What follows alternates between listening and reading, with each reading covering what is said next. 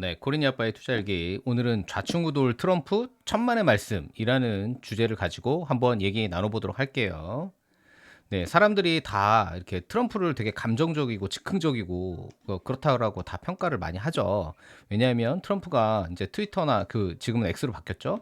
거기에서 이제 말을 굉장히 그 거침없이 얘기를 하고 그 다음에 항상 이 대립각을 많이 세우죠. 뭐 언론, 법원, 정치인들 이렇게 해서 항상 전쟁을 하고 그 다음에 분노를 굉장히 대중들의 분노를 굉장히 잘 활용을 합니다. 그래서 어떤 진영들을 이렇게 결집시키는 효과들이 있죠. 뭐 소수 인종이라든지 아니면 뭐 젠더 이슈라든지 이런 거에 대해서 특히 민감한 그 세력들을 그러니까 자꾸 자극을 시키죠. 그 다음에 반 엘리트 이미지를 계속 연출을 합니다. 그래서 나는 뭐 너희들 같은 정통 엘리트가 아니야라는 시작 뭐 얘기를 해서 반 기득권 정서를 되게 부각을 많이 시킵니다.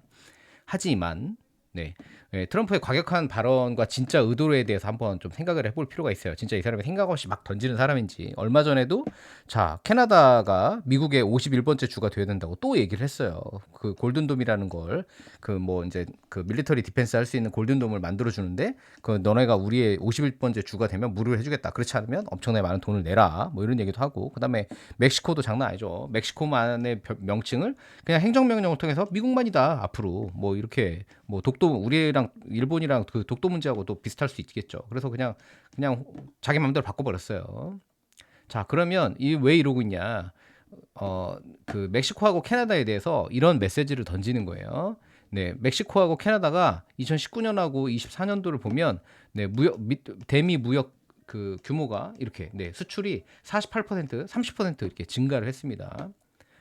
네. 근데 보시면은 특히 이제 미국에 대해서 멕시코가 대미 수출이 급증을 했는데 대부분이 뭐냐? 전기차, 전자제품에서 증가를 많이 했어요. 이게 뭐냐면 예, 중국이 멕시코를 통해서 우회 수출을 하는 겁니다. 멕시코로 이제 부품을 반제품을 수출을 하는 거예요. 그럼 멕시코에서 완제품을 만들어 가지고 이제 전기차나 전자제품 같은 걸 미국으로 이제 무관세로 들어가는 거죠. 네, 그러면 중국을 아무리 압박을 하더라도 멕시코를 통해 가지고 이렇게 들어오면 효과가 없는 거죠. 그러니까 멕시코한테 메시지를 던지는 거예요. 야, 너네 우리 이웃이야. 과연 저기야. 캐나다도 마찬가지고요. 캐나다도 한번 보세요. 예, 캐나다를 보면 자, 지금 미국이 중국을 계속 압박을 하려고 해요. 압박을 하려고 하는데 캐나다가 중국에 대해 가장 수출을 많이 하는 게 식량이랑 에너지입니다. 식량이랑 에너지. 그래서 에너지를 통제를 해야 되는데 만약에 캐나다가 미국 편에 서지 않으면 경제 제재를 하더라도 뭐 관세 전쟁을 하더라도 미국이 유리할 수가 없죠. 중국한테. 그다음에 또 하나는 미사일 방어 체제를 지금 만들려고 해요. 북극이 지금 녹아가고 있죠. 그렇기 때문에 앞으로 북극해가 굉장히 중요해집니다. 예, 그리고 ICBM도 북극을 통해서 이렇게 미국으로 올 때 굉장히 단거리죠. 그렇기 때문에 글로 오기 때문에 뭔가 캐나다에서 먼저 막아줘야 되는 거예요. 그렇기 때문에 이 51번째 주 발언을 함으로써 캐나다 여론을 자극해가지고 내부 분열을 이제 유도를 하는 거죠. 그래서 이것도 뭐 강경하게 또 얘기했다가 캐나다는 우리 가족이라는 둥 이렇게 좋은 얘기도 했다가 막 왔다 갔다 하는 거예요. 그리고 이제 북극 전선에서 또 러시아하고 또 충돌할 수 있는 또 가능성도 있죠. 네, 그다음에 또 이런 멘트도 하죠. 자, 지금 파월도 공격을 많이 합니다. 예, 5월 달에 뭐라고 얘기했냐면, 예, 너무 늦은 제롬 파월은 바보다. 아니, 그냥 대놓고 바보라고 그래요. 그는 아무것도 모른다. 그리고 예, 파월을 빨리 해임시켜야 된다. 뭐 이렇게까지 얘기를 하고, 예, 그다음에 파월보다 금리에 대해서 내가 훨씬 더 많이 알고 있다. 뭐 이런 식으로 계속 깝니다. 자, 그러면 이 사람이 왜 까냐? 자, 트럼프가 이유 있는 지금 비난을 하는 거예요. 자, 관세 전종으로 인해서 이제 당장에 물가가 뛸 것 같고 그다음에 주가는 하락할 것 같고 경기가 둔화될 것 같은 거죠. 그러면 그거에 대한 알리바이를 먼저 만드는 거예요. 야, 너네가 내 말대로 빨리 저금리 했어야지. 저금리 안 하니까 지금 경기 둔화가 온 거 아니야? 라고 해서 미리 밑자락을 깔아두는 거죠. 예, 그다음에 월가에 대한 국민적 반감을 자극해서 지지층을 다지는 거예요. 월가는 지금 몇 년 동안 계속 최근에 돈을 엄청나게 많이 벌었죠. 그런 다국적 기업을 통해서. 근데 국민들은 노동자들은 계속 가난해지고 있었습니다.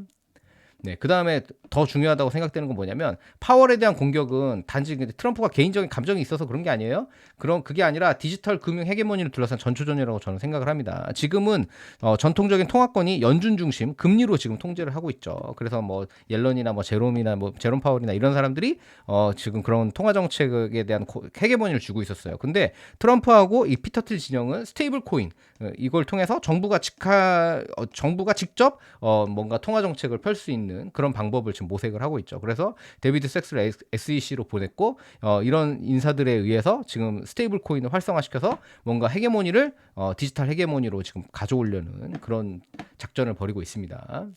자, 그 다음에 트럼프는 푸틴에 대해서도 굉장히 극단적인 평가를 하죠. 예전에는 2016년 대선 기간 때는 막 강력한 지도자라고 평가를 하면서 심지어는 오바마 대통령보다 우수하다고 막 이렇게 치켜 세웠어요.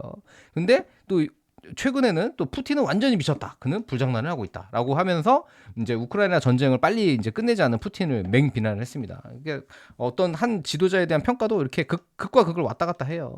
네. 왜 그러냐? 자, 미국과 러시아의 관계는 그냥 단편적인 관계가 아니에요. 굉장히 이중적입니다. 왜냐? 중국을 견제하는 데 있어서 러시아는 뭔가 파트너가 될 수 있어요. 왜냐하면 러시아와 중국은 국경을 공유하고 있죠. 그렇기 때문에 러시아는 중국이 너무 커지는 걸 싫어합니다. 그렇기 때문에 러시아를 완전히 중국 편에 붙들지 않도록 뭔가 남겨놔야 돼요. 그 다음에 에너지 패권에 대해서 러시아는 세계 3위의 석유 가스 수출국입니다. 그렇기 때문에 미국하고 러시아가 같이 공조를 해야 뭔가 에너지 패권을 가지고 이제 세계 에너지 흐름을 좌지우지할 수 있는 거예요. 그래서 또 협력을 해야 되는 거죠. 그 다음에 우크라이나 전쟁을 관리를 해야 됩니다.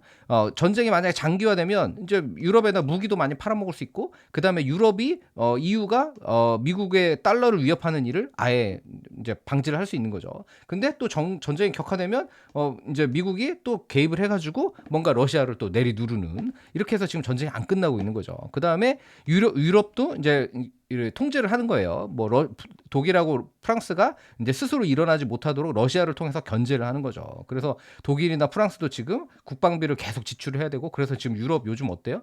네, 한 뭐 10년, 20년 동안 계속 허덕이고 있죠.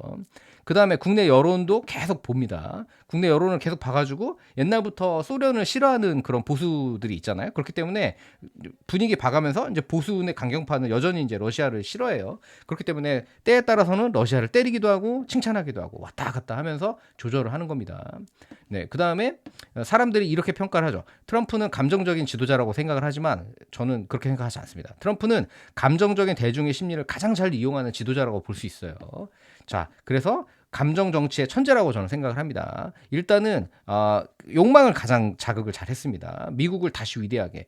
예, 이 상실감을 갖고 있는 중산층이 되게 많아요. 미국에서 뭐 부동산 사태로 집을 날린 사람들, 그 다음에 디트로이트나 이런 공장들이 다 사라지면서 일자리를 잃은 사람들, 그런 사람들이 옛날에 그 향수를 다 갖고 있죠. 그렇기 때문에 미국의 자존심이 굉장히 상처가 입었습니다. 그렇기 때문에 이 사람들의 욕망을 자극을 하는 거예요. 예, 그래서 민족적 자부심을 굉장히 고양을 시키는 거죠. 그 다음에 분노를 잘 조율합니다. 그래서 뭔가 희생양을 계속 찾아요. 우리가 이렇게 힘든 건 누구 때문이다? 뭐 멕시코 때문이다. 예, 미국이 펜타닐 때문에 고생하는 건 중국 때문이다. 예, 그 다음에 미국 노동자들이 일자리가 없는 건 멕시코 때문이다. 뭐 이런 식으로 계속 희생양을 잘 찾습니다. 굉장히 좀 얍삽하긴 한데 굉장히 이성적인 겁니다. 예, 그 다음에 굉장히 그 계산을 철저하게 잘합니다. 누구한테 어떤 메시지를 던질 건지를 철저하게 계산을 해가지고 그 타이밍에 정확하게 트위터 그 X를 이용해가지고 대중들한테 메시지를 바로바로 보내죠. 그 다음에 그 예측 불가능하다고 생각하는 것처럼 전략을 꾸며요. 그래서 항상 혼란을 가중시키죠. 그래서 막 관세 폭탄을 던졌다가 그럼 전 세계가 자기를 다 쳐다봅니다. 그 다음에 정확하게 그때 메시지를 주이죠. 야, 너네 90일 유예야. 뭐 너네 2달 유예야. 이런 식으로 해서 미디어를 자기가 완전히 다 끌고 가는 겁니다. 네, 그렇기 때문에 트럼프를 절대로 여러분들 뭐 이 사람 뭐 대충 뭐 감정에 휘둘리는 사람 이렇게 생각하시면 안 돼요. 정말 정말 그 재계에서도 또 정계에서도 정말 그 치열한 경쟁을 뚫고 살아남은 자입니다. 대단한 사람이에요. 네, 그러면 다음 시간엔 지난번 예고해드렸던 것처럼 트럼프를 움직이는 진짜 설계자 피터 틸에 대해서 좀 더 알아보도록 하겠습니다. 오늘도 경청해주셔서 감사드립니다.